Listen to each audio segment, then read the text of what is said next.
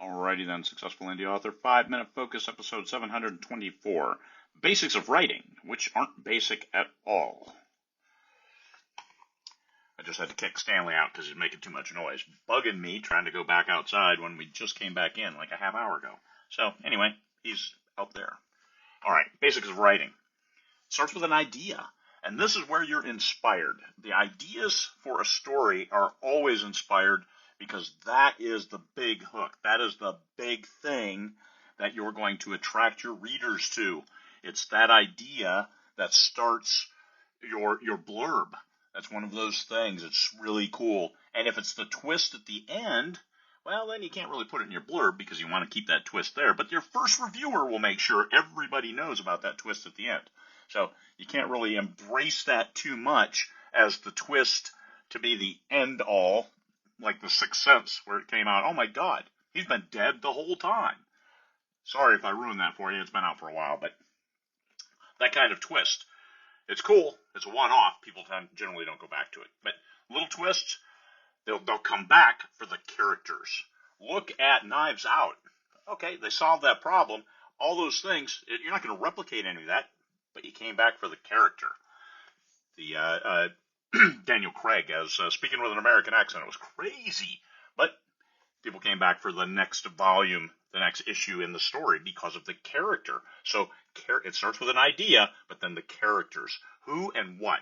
What are their flaws? What are their strengths? How are they going to carry all of the readers on their back as they're trooping forward on your plot line, which the story arc, why would readers care? Well, because this character is really interesting. But is he doing anything interesting?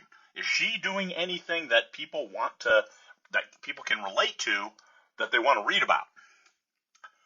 Our lives are basically really, really boring day to day. Writing about that isn't that exciting. So what is the difference? And this is the storyline based on that idea, that inspired idea that you had. I've written some 130 books. I should finish a book tomorrow, 75,000 words or something like that. And I still always need to come back to that. Why are the characters? What are the issues with the characters? Don't take them out of character. What is the storyline? Don't lose track of that storyline. So I usually write the first chapter and the last chapter and then just work my way in between. However, you can't lose track of that backbone. You can't deviate so far that now it's not interesting for the readers. You got to keep the readers in mind. Well, you got to keep yourself on track too, and that's what it's about. It's not just free writing to get somewhere. No, you got to know where you're going. So why would a reader care? Conflict and resolution. You could put that in every chapter. It doesn't need to be the conflict as in a fist fight or something like that, an action thriller where every chapter something's going on to get your heart racing. It could be a different kind of conflict between characters and a way to move forward. Simple as that. And what's the resolution? Then next chapter, next conflict, next resolution. And then the ending. Always keep your eye on the ball. Where are you going? If you know where you're going, you can get there. But if you don't know where you're going, any road will take you there. Compliments of Bob Dylan. All right. Basics of writing. These aren't basic at all. It's the backbone of every story that's out there. Characters, relatable, interesting, that people care about, that people want to follow on a track that is followable. Follow those characters on a road that they're taking, that you also want to take. That's it. Inspired. You'll figure it out because you read a lot of books. You say, hey, this is me.